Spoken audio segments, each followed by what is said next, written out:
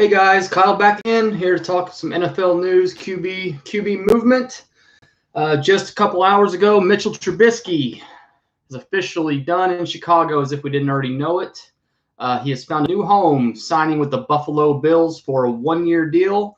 Not sure how much, or if it's been said how much it's for, but nevertheless, Mitchell Trubisky era in Chicago is officially at an end. Again, I think we all kind of knew that, but it couldn't be more official now with him signing with a new team. So what do I think about him going to Buffalo, the fit, and if it's right for him?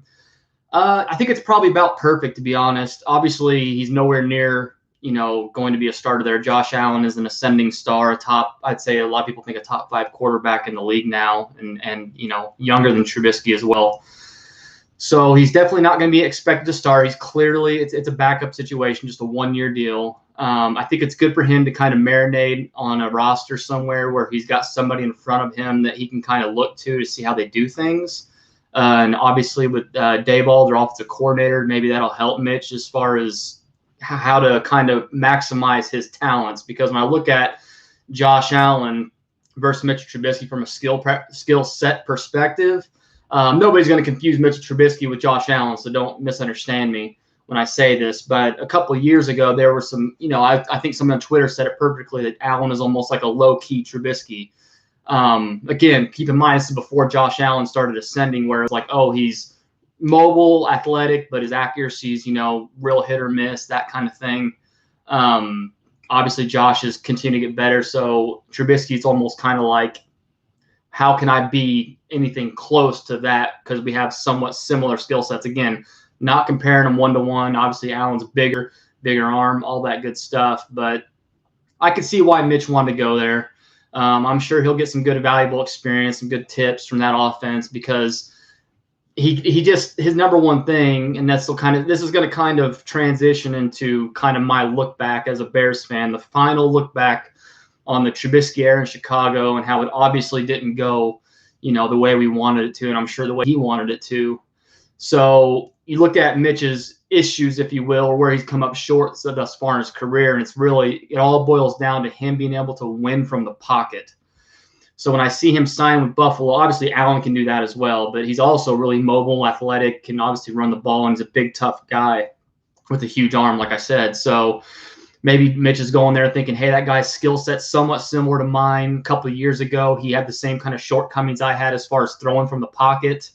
So maybe he's going there to try to kind of capture that last part, or that, not say the last part, certainly there's other things Mitch needs to work on, but that big missing, hole in his game, maybe he's going to Buffalo to try to maybe somehow figure that out for a year, and then maybe going to 2022 and maybe try to quasi-compete for a starting job somewhere. So, again, I think it's a fit. So I don't think you go to, maybe the 49. People talk about like the 49ers with Mitch, or the Patriots because of Belichick's magic or Shanahan's magic, but those guys want guys that can win from the pocket. Cam Newton obviously struggles here lately, but Shanahan especially, he wants a guy, I think, that can win from the pocket, whether it was, in Atlanta with Matt Ryan or a healthy Garoppolo.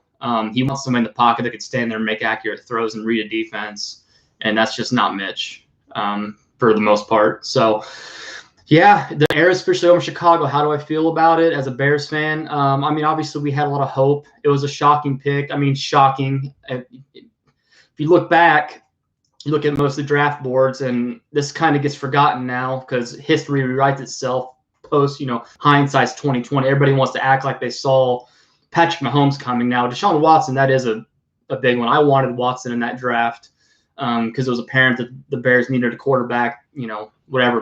They had Mike Glennon, but we all knew that he wasn't, hopefully, their number one guy. So I wanted Watson. But if you look at draft rankings, even NFL.com, they had Trubisky number 1, Watson 2, and I think they even had somebody in front of Mahomes at that point, because Mahomes was such a polarizing prospect back then. So like I said, hindsight's 2020. Everybody wants to really crap on the Bears for picking Mitch first when majority of experts had Mitch first. Why he was over Watson, I don't know, because in my mind, not to say I'm some expert, but to me, Watson playing in big games, say what you want maybe about some injury risk or injury history, I guess, the way he was built, his frame, I guess. I thought Watson was a better prospect. Like I said, big games, winner. did it for a while as opposed to, having a decent year at North Carolina for 1 year and couldn't start more than 1 year. So I'll never understand why Mitchell Trubisky was rated number 1 on most boards. Like I said, that's not just some, dig deep on the internet. That's literally NFL.com. You can go look right now. Nathan Peterman was ahead of Mahomes. He was 3rd. Mahomes was 4th. You can look it up. It's wild to see now, but it's true. So yeah, looking back on it, we all had hope. It was surprising, when they made the trade from 3-2 and kind of bluffed themselves, or kind of bet against themselves. I don't think they needed to do it. I mean, goodness, if somebody jumps up and takes, if they're worried about somebody taking Trubisky at 2, okay, then get Watson. Like, you couldn't have felt that. Obviously, look at it now. It's kind of ironic how, Watson's a big potential trade target, but it's just so ironic now to think that they were so set on Trubisky that they couldn't even look at it and be like, oh, well, we'll get one of the two, Trubisky or Watson. Obviously, like I said, Mahomes is high as revisionist history. Nobody was saying beating the table, pounding the table for Mahomes to go in the top 3 last year, or at least for the most part that I've seen in mock drafts and stuff. So yeah, didn't go according to plan. 2017 happened. John Fox kind of had him handcuffed, and I don't think Fox believed he was ready, and in hindsight, he wasn't, probably, based on what we've seen throughout his career now. So his rookie year, obviously, was not ready to start, but he ended up starting. I think it was like week 6 or 7, Monday night against the Vikings. I'll never forget it. Didn't go great, but it was a rookie, and the year went. It was what it was. I think the Bears won like 5 games or whatever it was. Fired John Fox, brought in Matt Nagy, the QB whisperer. 2018 happens. Mitch has an okay year. I mean, I'm not going to sit here and say he was amazing. He definitely utilized his talents and ability the best that year, whether you want to say Nagy called the plays to his ability the best. Whatever combination you think it was, 2018 to me, obviously, because the record indicates as well, in addition to defense, obviously defense was what got those 12 wins, but the offense was fun. Trubisky was running around. Like I said, it was kind of almost that same trajectory you saw Josh Allen a couple years ago, where it's a fun quarterback and athlete that runs around. Accuracy still leaves some to be desired, but you hope that he can kind of get that accuracy / win from the pocket ability. Then he's got the full package, which is, like I said, that's what Josh Allen is now. So, and all the great quarterbacks are. You got to be able to win from the pocket. So, play breaks down off schedule. That's great. Aaron Rodgers, Mahomes, they're the best at it, but you still need to be able to win from the pocket. That's what, obviously Brady does, for example, and won the Super Bowl this year because of it. So yeah, 2018 happens, and I've never felt more hope coming out of a season and going into a next season, that 2019 season, thinking Mitch is going to take the next step. Here we go. We finally got our guy we can believe in. Nobody really wanted him at first, but we kind of eventually bought into after 2018. Most people bought into him, at least not all. There's always going to be detractors, but most people, I would say, bought into him. And then, yeah, 2019 was just a massive letdown. And Mitch clearly hadn't taken the next step. And I think that next step was Nagy wanted to try to get him to win from the pocket and run with him less.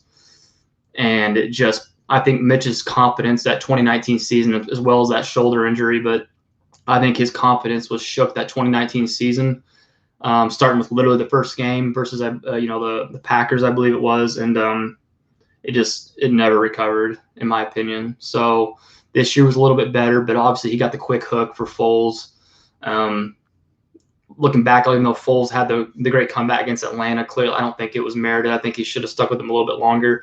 Mitch comes back, saves Nagy's job, if you believe that, and beats some bad teams, and then still shows against the good teams. And then obviously the Saints in the playoffs that he's still largely the same guy. Most part inaccurate from the pocket. Off-schedule plays, he's pretty decent because he's an athletic guy. Good, solid arm, not great, but solid arm. But his accuracy is just erratic. At the end of the day, whenever he came out, I thought maybe his floor was like a more athletic Andy Dalton. I mean, honestly, I know Dalton's a polarizing figure right now in Chicago because we just signed him. But I honestly, in the end, it seems like Dalton was more of his ceiling. So, to be honest, Trubisky reminded me more in the end of like a Blake Bortles.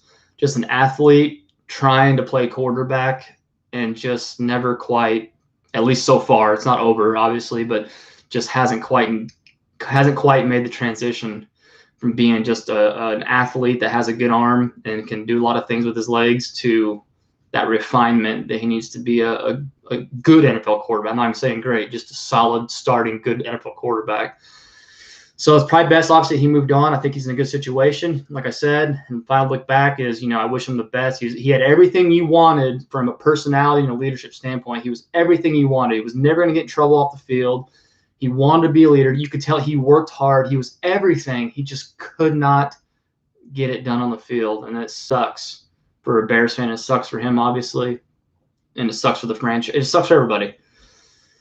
But sometimes that's the way it goes. You can be great in practice / you can be great, in studying and things like that. But when it comes to take that test and you got that timer set, to give an analogy, some people aren't great test takers. And to me, I've always said Mitch just isn't a great test taker. Whenever the game day starts, he might be great in practice when he knows the defense isn't going to actually hit him and things like that. And they're not maybe being overly exotic to test him. But when it comes to take that test, when it came for that game day, just didn't quite have it. So wish him the best. No ill will from me. It's just all around unfortunate. Nobody's happy about it. He's not happy, I'm sure, that his tenure in Chicago didn't go the way it did. And obviously the Bears fans / front office clearly is not happy. So, because here we are set, looking for a quarterback still. Oh, wait, no, we got one. We got Andy Dalton. So, anyways, wish him the best. So, yeah, Mitch Trubisky signs a winner to do with the Bills. Wish him the best. Keep saying that. Hit their 6th time in the last minute. But I do, honestly, and I think he's in a great spot. Great spot for him. And I think maybe he'll come into 2022 with maybe some shine if he has a good, say, preseason, maybe puts in some solid garbage minutes, week 17, because the Bills should be really good again. So maybe they have last game of the year where they put the backups in and Mitch can come in there and do well against the starting defense and kind of get more film out there to show, hey, look what I've learned while I've, been on the bench and running practice squads and stuff like that, and go in 2017 and try to compete for a job somewhere.